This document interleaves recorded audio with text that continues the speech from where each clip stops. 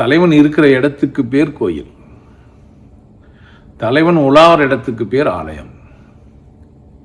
தலைவன் இருக்கிற இடத்துக்கு ஒரு விசேஷமான ஒன்று ஒரு இடத்துல இருந்ததுன்னா அந்த இருக்கிற இடத்துக்கு பேர் கோயில். விசேஷமான ஒன்று சுற்றி வந்ததுன்னா அந்த இடத்துக்கு பேர் ஆலயம். லயத்து இருக்கிறதுனால குதிரை லயம் அப்படிலாம் சொல்லி வச்சுருப்பாங்க. குதிரை ஒரு இடத்துல நிற்காது போகும். பெரும்பகுதி குதிரைங்க வந்து உட்கார கூட உட்காராது, நின்றுனே தான் ரெஸ்ட் எடுக்கும். அதோட ஓய்வு எடுக்கிற பண்பே நீங்கள் பார்த்தீங்கன்னா எப்பவுமே நிற்கும். அதனால் அது லயம்.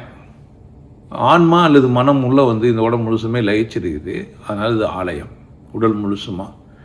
ஆனால் சில இடத்துல மட்டும்தான் மையம் கொண்டு இருக்குது. அந்த இடத்துக்கு பேர் கோயில்.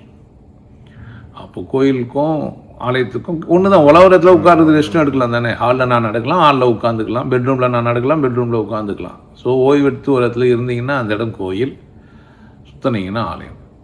நீங்கள் ஒரு நடமாடும் ஆலயம் இல்லை நடமாடுகின்ற கோயில்.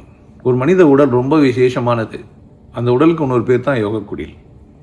நான் யோகக்குடில் நீ எங்கே வச்சுருக்கிறேன் அப்படின்னா ஒரு கிராமத்தில் இல்லை ஒரு சிட்டியில் ஒரு கட்டப்பட்ட ஒரு இடம் இல்லை யோகக்குடில்ன்றது. யோகக்குடில்னால் நீங்கள் தான், உங்கள் உடம்பு தான். யோகம் அடைகிறதுக்கான ஒரு வீடு இது.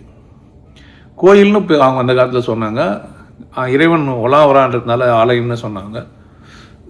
என்னோட புரிதலிருந்து யோகக்குடில்னு பேர் வச்சுக்கிறேன்.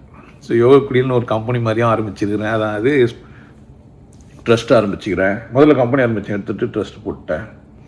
ஸோ யோகக்குடில்னாலும் கோயில்னாலும் ஆலயம்னாலும் உடம்பு தான். ஆனால் உடம்பில் நீங்கள் விழித்து கொண்டு இருக்கும்போது உங்கள் உடம்புக்கு பேர் ஆலயம். நீங்கள் விழித்து நிற்கிறீங்க, தூங்குறீங்க, அப்போது அந்த உடம்புக்கு பேர் கோயில். அப்போது ரெண்டுக்குமே சேர்ந்த மாதிரி யோகக்குடில் நான் வச்சுக்கிறேன். விருப்பம்னா ஒன்றும் இல்லை, பேரில் என்ன இல்லை. பட் உங்கள் உடல் ஒரு விசேஷம். அதுக்குள்ளே நீங்கன்னு ஒன்று உள்ளே உட்காந்துக்கிறீங்க. கடவுளும் உங்கள் உடம்புக்குள்ளே தான் இருக்குது. ஸோ கடவுள் உங்கள் உடம்புக்குள்ளே இருக்குது. அதனால தான் அது பேர் கடவுள். கடத்துக்குள்ளே இருக்கிறதுனால அதை உணர்றதுக்கான ஒரு பயிற்சி தான் யோக சாதனை. அதை அடைய முடியுன்ற ஒரு குடில் தான் யோகக்குடில்.